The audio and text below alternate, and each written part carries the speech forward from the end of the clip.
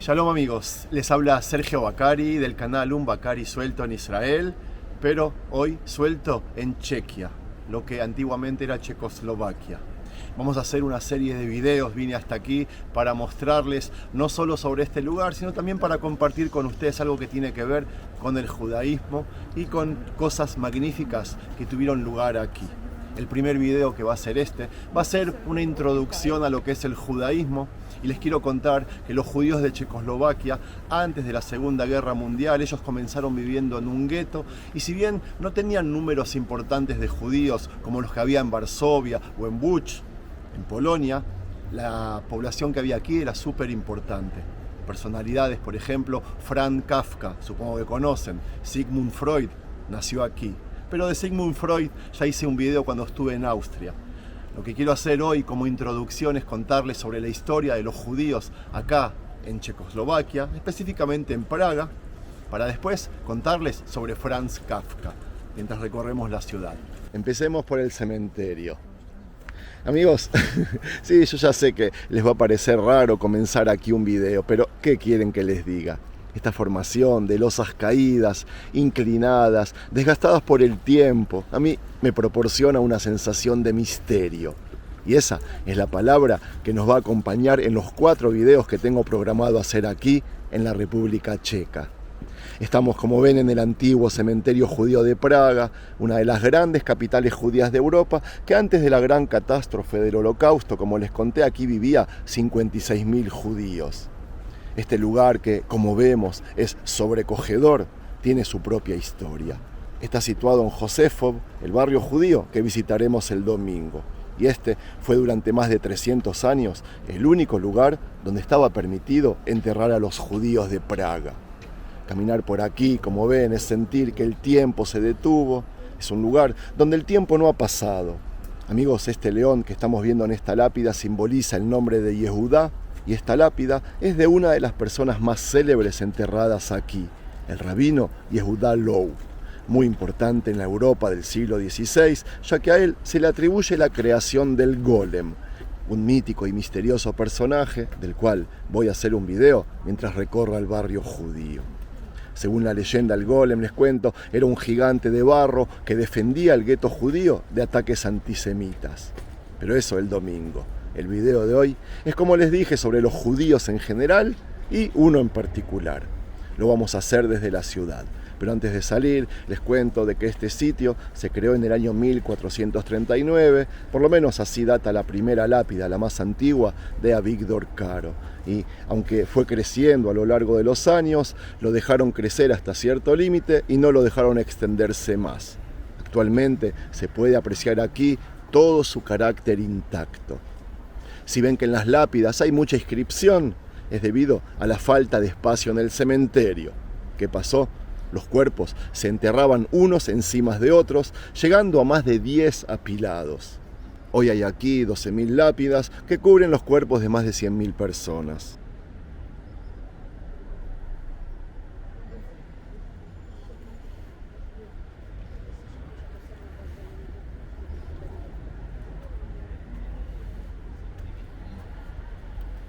Salgamos. Wow, amigos, acabo de salir de uno de los tantos museos que hay sobre Franz Kafka. Después les cuento lo que aprendí. Esta fuente, no se rían, pero refleja mucho de los escritos de Kafka. Después lo van a entender. Antes de hablar de él, les quería enseñar a los que no saben que la de Praga fue siempre una comunidad judía chiquita, pero que conviene conocerla porque se trata del asentamiento judío más antiguo de Europa. Sí. La vida de los judíos de Praga estuvo absolutamente ligada a la de Checoslovaquia, un país creado tras la Primera Guerra Mundial. Siempre fue paralela a los avatares que el país sufrió en la primera mitad del siglo XX. Los checos fueron obligados en 1938 a entregar los Sudetes a Alemania. Hitler envió como protector de Bohemia y Moravia, 2 de las regiones principales de Checoslovaquia, a uno de los personajes más siniestros del nazismo, Reinhard Heydrich, más conocido como el carnicero de Praga, y como consecuencia de eso, la maquinaria alemana del Holocausto se puso en marcha también aquí. Junto con eso, miles de judíos fuimos enviados a los campos de la muerte y ahí exterminados. Luego de la guerra, 15.000 judíos de los que sobrevivimos partimos hacia Israel tras la llegada al poder de los comunistas aquí en Praga. Cuando la Unión Soviética, con la ayuda de sus aliados socialistas, invadió y ocupó Checoslovaquia en 1968 para poner fin a la primavera de Praga, se calcula que unos 3.400 judíos abandonamos este país. En 1989, con la caída del régimen comunista y la llegada de las libertades, la vida judía fue abriendo su espacio en la sociedad checa y las comunidades judías volvieron a organizarse abiertamente. En la actualidad, viven entre 3.000 y 4.000 judíos en todo el territorio checo, casi nada, y la mitad de ellos vive aquí en Praga. Mientras ustedes miran la gente y enseguida van a ver el río Moldavia, yo quiero hacer un poco de historia y contarles que hace 2000 años los romanos expulsaron a los judíos de Israel, pero que sin embargo la Torá, como sabemos, fue su santuario que ningún ejército pudo destruir. Y en el transcurso de los siglos siguientes, la cultura judía sobrevivió en los rincones de todo el mundo. Los judíos inicialmente llegamos a Praga en el siglo X, ya que se trataba de un punto de encuentro de dos rutas comerciales medievales. En el transcurso de las cruzadas del siglo XII, el Papa estipuló que cristianos y judíos debían de vivir separados. Los judíos fuimos obligados a llevar un membrete amarillo, aquella estrella de David, o la silueta por lo menos amarilla, y nuestro barrio fue amurallado, convirtiéndose en un gueto. Fue así que durante los siglos XVI y XVII, Praga tenía uno de los mayores guetos de toda Europa, con 11.000 habitantes. Dentro de sus 6 portales, el barrio judío de Praga era un conjunto de 200 edificios de madera y muchos decían que los judíos anidábamos en vez de decir habitábamos, porque era todo de madera. Estas comunidades, segregadas de los cristianos por supuesto, dependían fundamentalmente de las ganancias que provenían de los préstamos de dinero. Y esto se debe a que a los cristianos se les prohibía hacer. Además, ellos vivían del apoyo de la comunidad y así subsistían.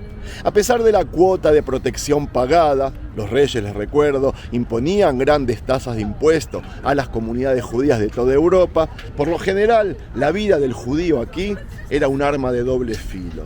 Como en toda Europa, cada vez que los tiempos se ponían aquí difíciles y las deudas de los cristianos con los judíos se iban acumulando, comunidades enteras de judíos eran asesinadas o expulsadas. Durante la década de 1780, el emperador José II erradicó gran parte de esta discriminación hacia los judíos y se dice que esto principalmente fue motivado por las preocupaciones económicas, en contraste a la de la libertad religiosa que les daba. En 1848, las murallas del barrio judío fueron demolidas y ese barrio, llamado Josefov, en honor al emperador que les brindó este pequeño grado de tolerancia, fue incluido en el distrito del barrio antiguo de Praga. En la década de 1930, la comunidad judía de Praga era muy exitosa, gracias principalmente a la capacidad que tenían de cultivar el talento. Una característica raramente vista en los pequeños países de Europa Central, cuyos ciudadanos estaban unidos en su falta de voluntad para dejar que los otros salgan adelante. Uno de ellos fue Franz Kafka, y sobre él les contaré en otro sitio. Vamos, amigos.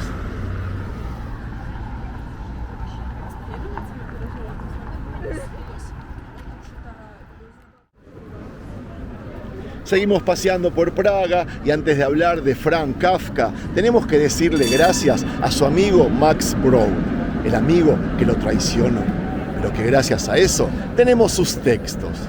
Resultó ser que el escritor checo ordenó a Brod que se deshiciera de sus obras al morir, pero Brod fue incapaz de borrar del mapa lo único que le quedaba de su amigo. Amigos, ¿se imaginan un mundo sin el proceso de Kafka? Un mundo sin los cientos de manuscritos inacabados del escritor checo más importante de la historia.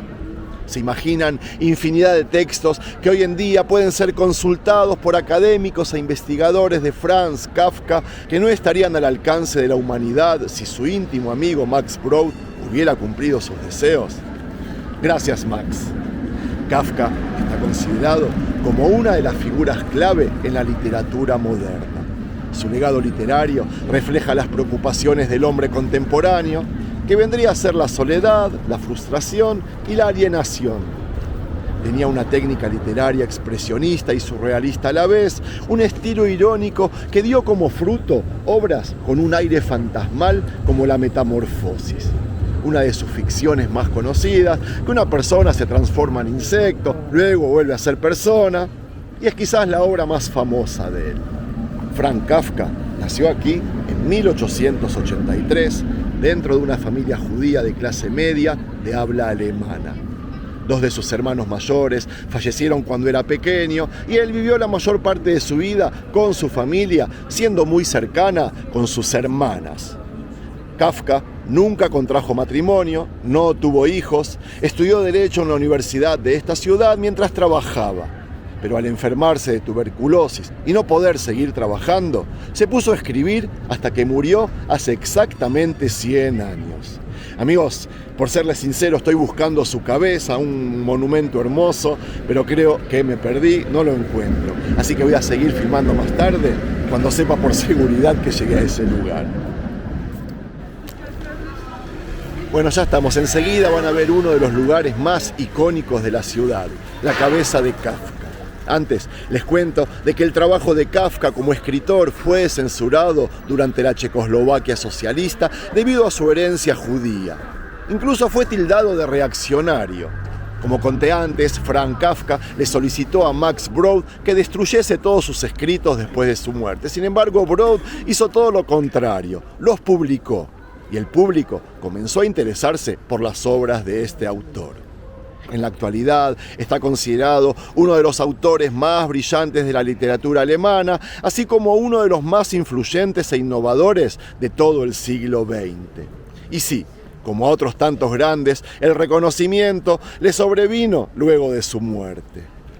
Amigos, para terminar, les cuento que un año antes de su muerte, Franz Kafka vivió una experiencia muy insólita. Ya ustedes pueden ver la cabeza de él, miren qué hermoso monumento. Está en constante movimiento. Lo que les quería contar es que paseando por un parque de Berlín, en Alemania, encontró a una niña llorando desconsolada. Había perdido su muñeca. Kafka se ofreció a ayudar a buscar a la muñeca y se dispuso a reunirse con ella al día siguiente en el mismo lugar. Incapaz de encontrar a la muñeca, compuso una carta escrita, entre comillas, por la muñeca y se la leyó cuando se reencontraron al otro día. Por favor, no me llores, he salido de viaje para ver el mundo, había escrito entre comillas la muñeca. Te voy a escribir sobre mis aventuras. Este, amigos, fue el comienzo de muchas otras cartas. Cuando él y la niña se reunían, él le leía estas cartas cuidadosamente compuestas de aventuras imaginarias sobre la querida muñeca. La niña fue consolada. Cuando las reuniones llegaron a su fin, Kafka le regaló una muñeca nueva. Ella obviamente se veía diferente a la muñeca original. Una carta adjunta explicó: mis viajes me han cambiado. Muchos años más tarde, la chica ya crecida encontró una carta metida en una grieta desapercibida dentro de aquella muñeca. En resumen, decía: cada cosa que amas es muy probable que la pierdas, pero al final el amor volverá de una forma diferente. Con esta hermosa historia, yo me voy a despedir de ustedes por hoy, esperando de que les haya gustado este material y el video entero. De ser así, amigos, no se olviden de regalarme un me gusta. Shabbat Shalom. Amigos, y yo voy a terminar el video, pienso que me salió lindo, comiendo hummus en un lugar que se llama Kafka. Suena surrealista, pero bueno, es la mejor manera de premiarme por este video que acabo de regalarles. Si es que les gustó, no se olviden de regalarle un me gusta. Sergio Baccari, desde Praga, Chequia. Chau, chau.